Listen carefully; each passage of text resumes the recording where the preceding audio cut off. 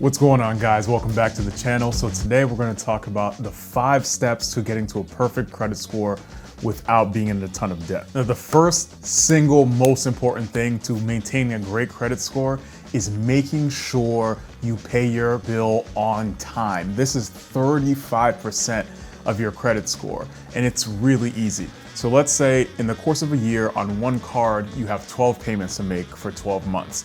If you miss one of those payments, that's 11 out of 12 payments. And that comes out to, I think, 92 or 93%, which actually already puts you in a bad spot. I'm gonna give you this tip that I've used my entire life, which has helped me maintain a credit score between 780 to over 800. Do not borrow money that you don't already have to spend. Now, I'm going to say this again. Before you use a credit card to buy anything, already have the cash to pay it off in hand. If there is anything that you get from this entire video, it's this: never charge your credit card unless you already have the money to pay it cash. So if today I want to buy a brand new MacBook Pro that's going to cost me $1,500 new, I need to have that $1,500 in cash before I charge the card. Now, by doing that, I'm going to be able to pay off the card immediately, and I don't have a card payment to miss because I've already had the money up front to pay off the card. The key takeaway from this entire video is never charge your card unless you already have the money to pay for it cash. And then once you do charge it, pay it off immediately. This is an easy way to maintain a credit history without getting into credit card debt. Now, the next important part of your credit score is credit utilization. Now, what this basically means is that you have a limit that you have, right? So let's say amongst all your credit cards, you'll have a $10,000 worth of credit to use. Now, if I use $2,000 of that $10,000, then I would have used 20% of my credit limit.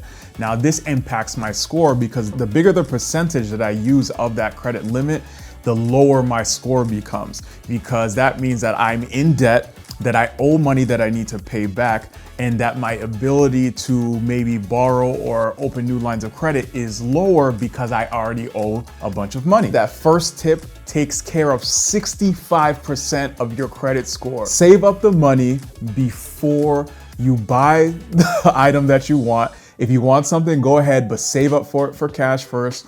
You can use a credit card for that item and then immediately pay it off. You won't be late on your payments because you always pay it off right away. And then your utilization rate will be low because you always pay it off right away. That single tip is going to take over, again, 65% of your score, and those alone will maintain great credit score. But there's other factors that we have to look at as well. Now, the third part of your credit score is the length of your credit score. This makes up 15% of the credit score. Now, basically what this means is that, let's say I have my card, I had a credit card, I've had it for 10 years, and that is the average length of my credit history. It's 10 years because I have one card.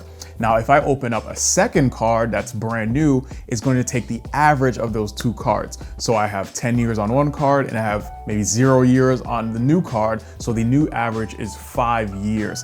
So the longer your credit history is, the more that score is going to be. Younger, your credit is. If your credit is brand new and they don't have much trust or much of a relationship with that credit, then your score is going to be lower. Now, again, it's only 15% of the score, so it's not a huge chunk. However, it does affect it to some degree. So there's no way to really expedite that, but it's just going to come in time. As long as you continue to pay those payments on time, you don't get into a bunch of debt, and you keep that utilization rate low. However, the way to hack this system is if you were to get a credit card under somebody else's name, like your parents. So if your parents give you a joint credit card, you'll automatically get their credit history. You'll be able to build your own credit while having their credit as sort of a reference history, which will help the age of your own credit. I would recommend you eventually get off of that because you don't really want your credit history to be really commingled with anybody. As soon as you can get your own credit card, get your own credit card,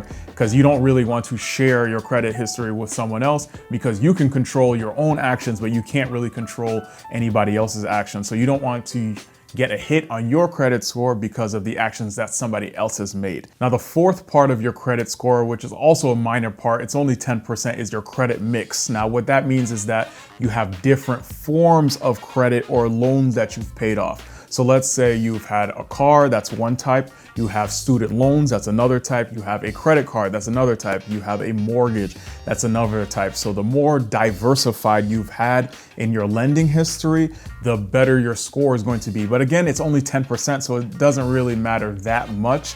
But having different kinds of lending history does help your credit score. Now, for me personally, I became debt-free last year, so I had a card that I had a loan on before that I had paid off, so I guess that does count towards my history. I've had student loans that have all paid off, but those are also part of my credit history. I've had credit cards that I always pay off immediately. All those things kind of add up into the credit history or the credit mix. But I don't think again, it's only 10%, so don't get into a bunch of different kinds of debt just to get up a score. It's ridiculous. I have 2 credit cards that I barely ever use, and again, I pay them off immediately if I ever charge it. And I have really nothing else. And my credit score is still great. Again, it's still in that 780 to 800 range. And that's all I use. I use them once in a while. I pay them off immediately. And my credit score is great, and it always has been great.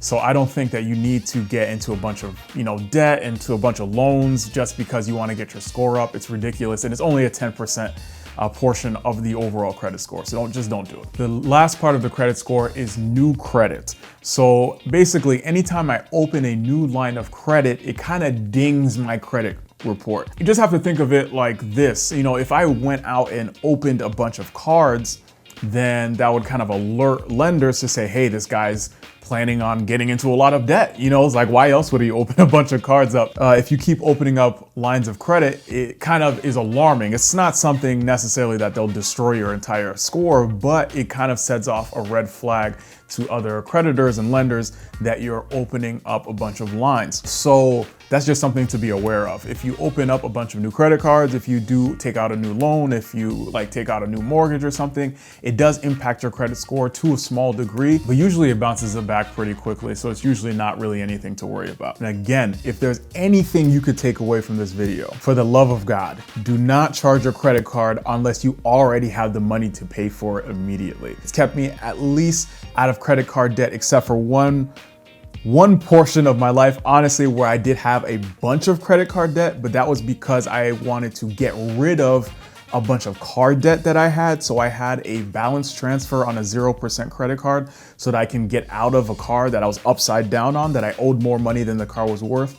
And that was the only time that I ever carried a balance on my credit card. That was a way for me to get out of $35,000 of debt by taking on $6,000 of debt. I netted, getting rid of 31 grand, and I took on maybe 6. Other than that, I literally pay off my credit card immediately as soon as that charge goes through. Now, if that information was useful, please consider smashing the like button and subscribing, and stay tuned to all of my videos. And matter of fact, if you've made it this far, just go ahead and watch this next video here. I hope to see you soon. Peace.